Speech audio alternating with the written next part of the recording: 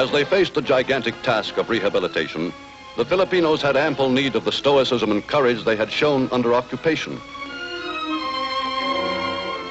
With supplies drastically depleted, food allowances had to be restricted to the barest minimum, and the hunt for enough nourishment to keep alive became an endless preoccupation of city dwellers.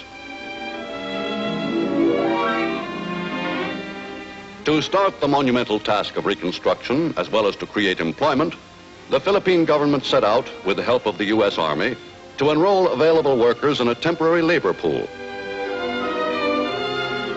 Thousands of men signed up for an intensive course of training in American Army engineering methods and were employed all over the islands, clearing the debris of war to make way for the establishments of peace.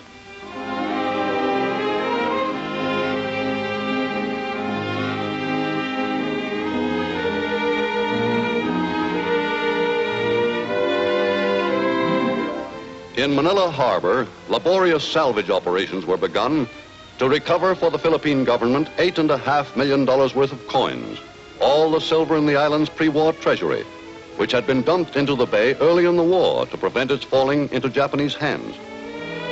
For months, Army and Navy divers worked in 20 fathoms of water to reclaim the treasure, which had lain there since before the fall of Corregidor.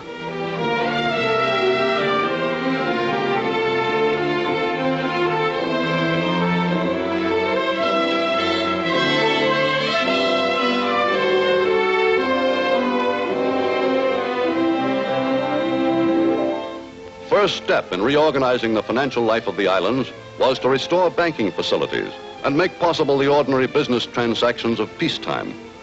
For until Philippine commerce and industry could be reestablished, there would be no adequate source of tax revenues with which to finance rehabilitation. The need for money and construction materials was immediate and urgent, and for these, there was only one place to turn: the United States. Recognizing this fact, the U.S. sent to Manila a mission headed by Senator Millard E. Tydings to determine the extent of the assistance the Philippines would need. On the recommendation of the Tydings report, the U.S. in 1946 $1 billion for reconstruction, plus special tariff and trade privileges to last for 28 years. Though the path ahead is still a thorny one, the people of the Philippines have at least gained from the war a new regard for democracy, and are today politically alive and active. Proud of the part they played in liberation, newly conscious of their collective power, the ordinary people of the islands are demanding a bigger stake in the future of the country for which they fought.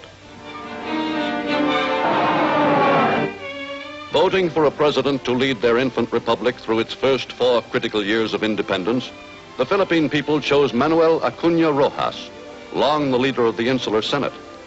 A skilled and experienced politician, Manuel Rojas is an able economist as well.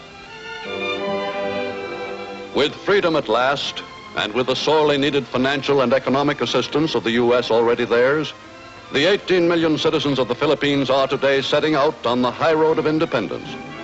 Aware as never before of their national identity, they are determined to make for themselves a respected place in the family of free and independent nations.